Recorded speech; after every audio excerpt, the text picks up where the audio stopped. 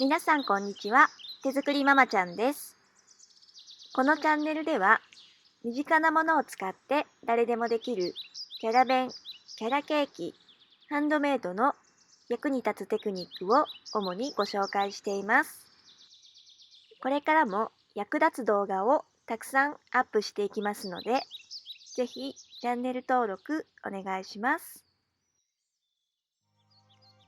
今日は鬼滅の刃炭治郎の日輪刀を作ります。身近な材料で作れます。作り方をチェックしてみてください。プラスチック板油性ペンを使います。100円ショップで購入できます。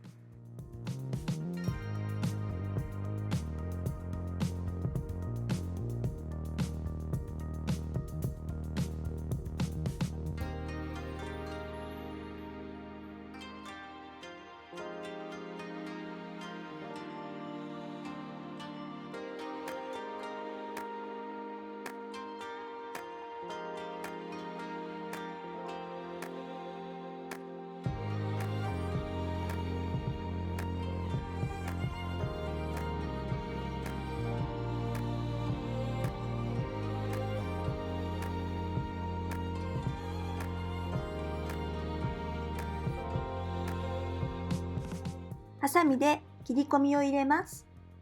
中央部分は深く切り込みます。セロハンテープで留めます。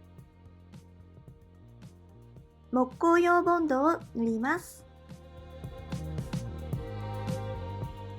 ボンドを完全に乾かします。乾くまでに1日以上かかります。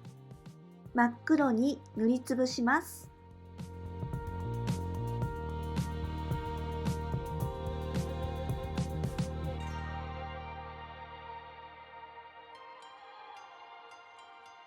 漆黒の日輪刀が完成です。お人形にぴったりのサイズです。人形の作り方はこのチャンネルの他の動画を見てください。簡単に作れる日輪刀、ぜひチャレンジしてみてください。最後までご視聴ありがとうございました。また次の動画でお会いしましょう。チャンネル登録もお待ちしてます。